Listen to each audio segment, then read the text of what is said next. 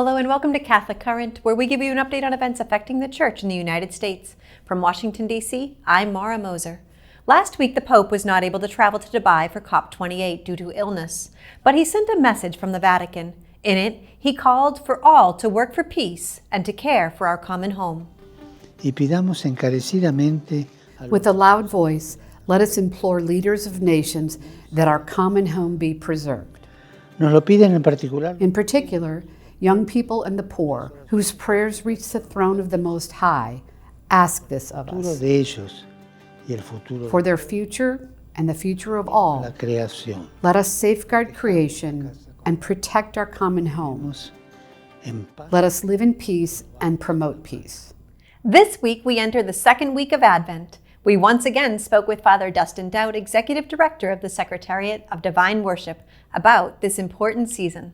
Thank you, Father Dowd, for joining us again on Catholic Current. Last week, we talked about Advent and the season of Advent and the Advent wreath. Towards the end of the Advent season, in liturgy and in prayer, we'll have the O antiphons. Will you talk a little bit about what these are and why they're incorporated into our prayer? So that season from December 17th through December 24th, it's called the latter days of Advent. And so during the first part of that season, we use a preface that focuses on Christ's second coming. We have readings that focus on the Lord's coming again. But we shift, starting on December 17th, to focus more precisely on our preparation for the liturgical celebration of Christmas, saying, hey, we're almost there. We need to buckle down and we need to prepare. And so that during those days, we'll begin reading from the Gospel of Matthew, the infancy narrative, the narrative of Christ's birth, and also the Gospel of Luke. We'll just go straight through those until we get to Christmas Day. In the Liturgy of the Hours, which the Church prays every day, at evening prayer, there are antiphons, which have come to be called the O antiphons because they begin with that word O. So, O wisdom, O leader of the house of Israel, O root of Jesse. So for each of those days from December 17th until December 24th, at evening prayer and also at the Mass, we have one of those O antiphons. That's beautiful. One of the ways that a lot of people should celebrate Advent is through reconciliation. Would you talk about why reconciliation is so important as we approach Christmas? Yeah, the sacrament of reconciliation, or the sacrament of confession, is a way for us, is a gift that the Lord has for us during the Advent season. We think of the coming of Christ, so his parousia, his coming. But it's also important to think of places where he's absent. And so one of the ways that I can do that, the darkness of the season sort of leads me to look interiorly and to see where Christ is absent, where there's darkness in my own heart, so that Christ can come there, to make room for him. I want him to be born in me. We know that he comes, as a child in Bethlehem. We know that he will come at the end of time. But we also know that he desires to be born in our hearts. And one of the ways, a unique way that he does that, is through the sacrament of reconciliation.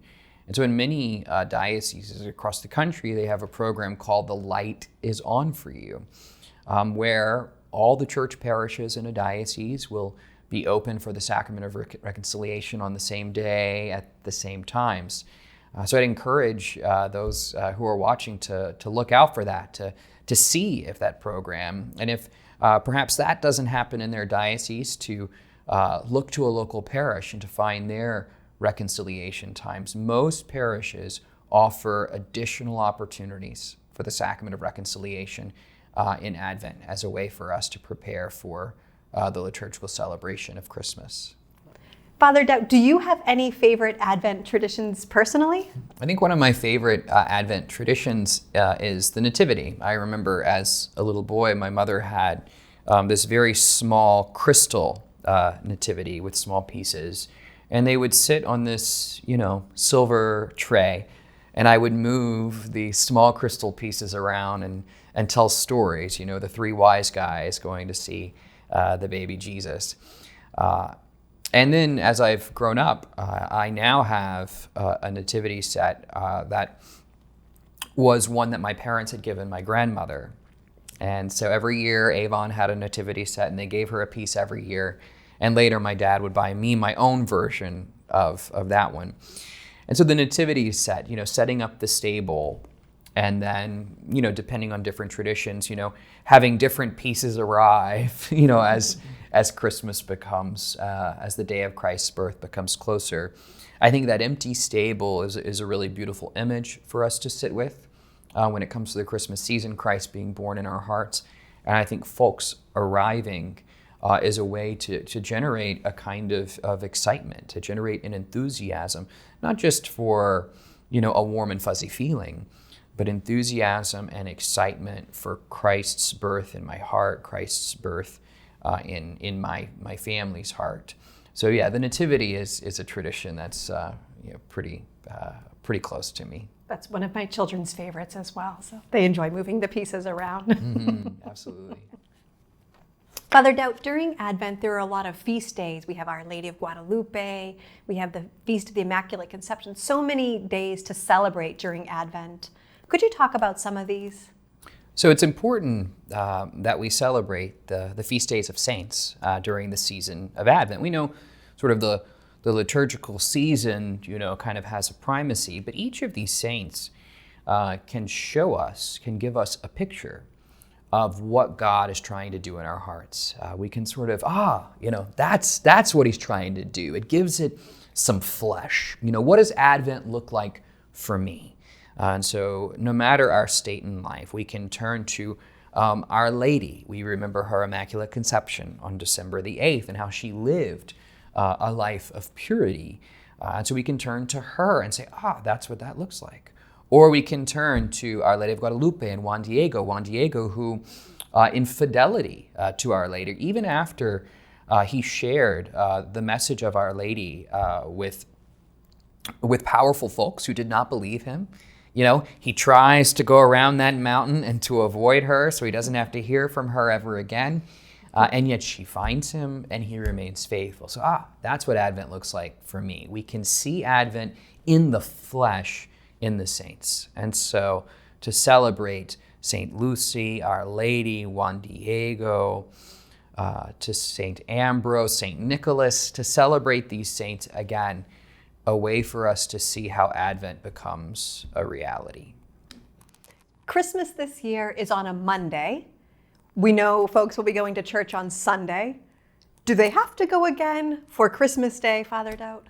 So there are two celebrations that we have, the fourth Sunday of Advent and Christmas Day. And the church tells us that we're obliged to go to Mass for each of those. So 2 celebrations, 2 Masses. But you might ask, well, what Mass do I have to go to?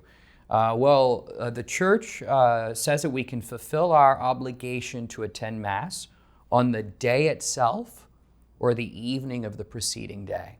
So for Sunday, this Sunday, December 24th of this year, you can fulfill that obligation from the evening of December 23rd all the way through December 24th, going to any Mass in a Catholic rite. Doesn't matter what prayers are used, doesn't matter what readings are read. So I have an obligation on December 24th for the Sunday. I can do that the evening before all the way through the 24th. And then when it comes to Christmas, I can fulfill that obligation the evening before, the evening of the 24th, all the way through the 25th. Doesn't matter what readings, prayers are used. By going to any Mass in a Catholic rite, I do that. So you'll see there's kind of an overlap. So I could go to Christmas Eve Vigil Mass and go to Christmas Midnight Mass, and I would have fulfilled both my obligations, even though I never went to a fourth Sunday of Advent Mass. So there's some overlap, there's some there's some choose one from column A, choose one from column B sort of a situation. But that's the general rule for us when Christmas falls on a Monday. Now, if I went to Mass Sunday morning and then again in the evening to fulfill my Christmas Day obligation, can I receive the Eucharist twice? You can receive the Eucharist twice in one day as long as it's in the context of Mass. So the second time. So the first reception of Holy Communion, when you go to receive a second time, as long as it's in the context of Mass, the Church allows us to receive a second time in one day. Great. Thank you very much. Thanks for joining us for this edition of Catholic Current. You can find out more about any of this week's topics by visiting us online at usccb.org or follow us on social media at USCCB. I'm Maura Moser. See you next week.